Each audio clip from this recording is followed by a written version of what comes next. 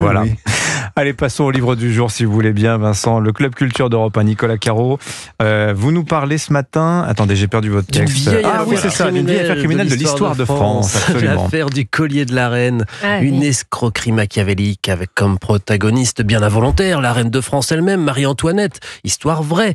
Mais Alexandre Dumas en a fait un roman en son temps, Le collier de la reine, une des histoires au milieu de son cycle révolutionnaire. Et d'autres romanciers se sont emparés de cette machination hyper romanesque et qui, dit-on, aurait joué un rôle même dans l'avènement de la Révolution. Maurice Leblanc dans une histoire d'Arsène Lupin, Jean-François Parrot notamment, et voici Camille Pascal avec La reine du labyrinthe, c'est chez Robert Laffont. Et donc, il revient sur l'affaire du collier de la reine. Pourquoi vous dites que c'est un labyrinthe, hein ? Parce qu'elle est effectivement labyrinthique, cette affaire, un dédale de fausses pistes et de rebondissements.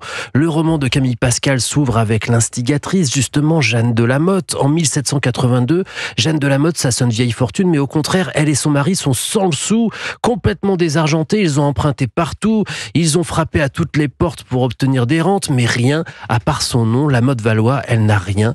Mais enfin, c'est déjà quelque chose, et c'est d'ailleurs grâce à ça que le cardinal de Rohan lui accorde audience, c'est pour le lendemain, immense fortune, le cardinal, tous les espoirs sont permis, aussi parce qu'elle est très douée, Madame de la Motte Valois, dans l'art de duper son monde. Et le dupe, ce sera le cardinal. Absolument. Il veut à tout prix entrer dans les bonnes grâces de la reine, et il pense que par son rang, Jeanne pourra l'y aider, et voilà l'escroquerie. Jeanne fait croire au cardinal que la reine désire un collier d'exception, un collier de 650 diamants.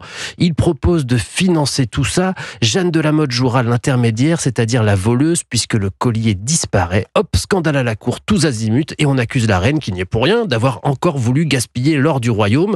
Je vous raconte vite, mais ce qui compte dans cette histoire, ce sont les manipulations, les ficelles tirées, la virtuosité des quasi-magiciens de l'escroquerie. Il ne faut pas se perdre dans ce labyrinthe, mais Camille Pascal nous sert de fil d'Ariane, c'est du pur roman historique. La reine du labyrinthe, donc signé Camille Pascal. Merci beaucoup Nicolas Caro. Le cinéma, Laurie Choleva, cette semaine, on entre à nouveau dans l'arène du Colisée avec Gladiator 2. Eh oui, ça y est, nous y voilà. 24 ans après Gladiator, Ridley Scott fait revivre ce péplum culte aux 5 Oscars qui a marqué bien des générations. Et voilà, on rêvait tous d'entendre à nouveau cette musique résonner. Alors, est-ce que ça en valait la peine ? Je vous le dis tout de suite, oui. C'est spectaculaire. L'histoire se passe 16 ans après Gladiator avec, comme c'était d'ailleurs le cas dans le premier, une scène d'ouverture qui nous replonge instantanément dans cet univers. Une grande scène de bataille navale et terrestre pour la prise d'une cité. C'est l'histoire de Lucius, un guerrier qui est fait prisonnier, qui devient gladiateur. Et c'est le fils de Maximus. Bah évidemment, voilà. c'est il va surtout Paul découvrir Mescal. ses origines. Et oui, bon bah vous savez déjà tout. Bah oui, c'est partout. Force et honneur! Je ne me bats pas pour le pouvoir. Je me bats pour libérer Rome des hommes comme eux. Ton nom! Ton bras dans l'oubli! Effectivement, Anissa, c'est Paul Mescal, la nouvelle coqueluche d'Hollywood qui reprend le flambeau. Gros muscles saillants, regard percutant, il est plus qu'à la hauteur.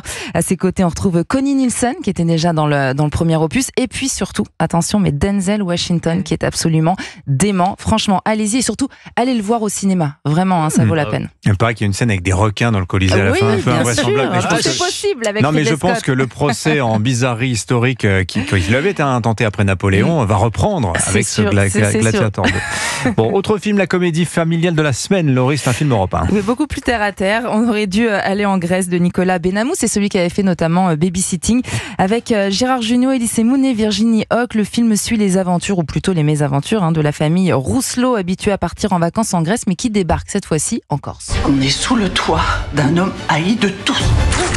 Personne ne bouge! Pas de panique! Vous sentez la tension qui monte? On aurait dû aller en Grèce.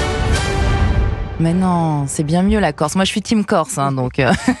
Non, allez-y, voilà, une comédie sans prise de tête sur fond de paysages et d'accent corse qui fait du bien au moral. On aurait dû aller en Grèce, donc, avec Gérard Jugnot et Gladiator 2, donc, dans les salles cette semaine. Merci beaucoup, Laurie Choleva. Avec plaisir. Merci Vincent, merci Nicolas. À demain.